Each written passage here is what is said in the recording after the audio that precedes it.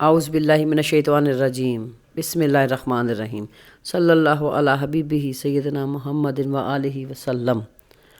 السلام علیکم۔ آج کا ہمارا موضوع ہے کہ جو چھوٹے چھوٹے گناہ ہیں ان کو کبھی گناہ کوئی بھی ہو اس کو چھوٹا نہ سمجھیں، کیونکہ یہ بہت بڑے بن جاتے ہیں۔ ان اللہ اشتری من المؤمنین انفسهم واموالهم بان لهم الجنہ۔ قرآن کریم میں اللہ پاک نے ارشاد فرمایا ہے کہ بے شک اللہ تعالیٰ نے خرید لی ہے مومن کی جان اور ان کے مال جنت کے بدلے۔ کیا ہی بہترین سودا ہے کہ ہم نیک کام تو اسی لیے کرتے ہیں کہ جنت ملے۔ اللہ نے انسان کو پیدا بھی تو اسی لیے کیا ہے۔ قرآن پاک میں اللہ نے فرمایا اعبدوا ربکم، اے بندے اپنے رب کی عبادت کر۔ عبادت کا مطلب ہے کہ اپنی زندگی کو اللہ کے احکامات کے مطابق گھما دو۔ قرآن کریم میں مشکل سے 6-7 پیج ایسے ہیں جس میں نماز، زکوٰۃ اور حج کے بارے میں ہیں۔ باقی احکام آپ کے اور میرے زندگی گزارنے کے طریقے ہیں۔ اب ہمیں کوشش کرنی ہے، کیونکہ اللہ نے کوشش ہی تو دیکھنی ہے، اس لیے ہمیں قرآن کو سمجھ کر پڑھنا ہوگا تاکہ ہمیں پتہ چلے کہ اللہ پاک ہمیں قرآن مجید میں کیا کرنے کو کہہ رہے ہیں۔ کیونکہ کوئی بھی علم اللہ کی ہدایت سے باہر ہے تو وہ گمراہی بن جاتا ہے۔ کوئی بھی کاروبار اور اولاد، کوئی بھی کام ہو، اگر اللہ کے احکام سے باہر ہے تو وہ اس میں بہت مشکل بن جاتی ہے۔ قرآن میں ہر چیز بیان کی گئی ہے، صرف ہمیں سمجھنے کی ضرورت ہے۔ اور یہ جو ہم چھوٹے چھوٹے گناہ کرتے ہیں، اس کے بارے میں عبداللہ بن مسعود رسول پاک صلی اللہ علیہ سے روایت ہے کہ رسول پاک صلی اللہ علیہ وآلہ وسلم نے فرمایا، لوگوں گناہوں کو چھوٹا مت جانو، یہی جمع ہو کر انسان کی ہلاکت کا باعث بن جاتے ہیں۔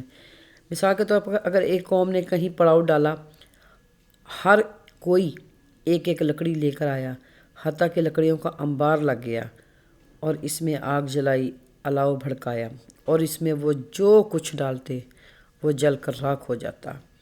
اسی طرح دوسری روایت میں ہے کہ ایک صحابی میدان جنگ میں شہید ہو گئے تو دوسرے صحابہ نے نبی کریم صلی اللہ علیہ وآلہ وسلم کے سامنے کہا کہ کسی نے جنتی کو دیکھنا ہے تو ان کو دیکھ لیں۔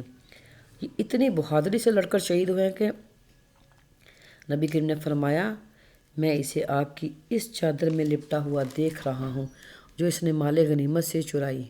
ایک چادر، دیکھیں اس نے اپنی جان گنوا دی، لیکن ایک چادر وہ اس کے لیے کیا چیز کا سبب بن گئی۔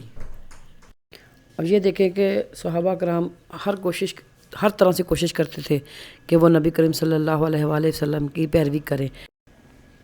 وَإِن تُبْدُوا مَا فِي أَنفُسِكُمْ أَوْ تُخْفُوهُ يُحَاسِبْكُم بِهِ اللَّهُ فَيَغْفِرُ لِمَن يَشَاءُ وَيُعَذِّبُ مَن يَشَاءُ وَاللَّهُ عَلَى كُلِّ شَيْءٍ قَدِيرٌ۔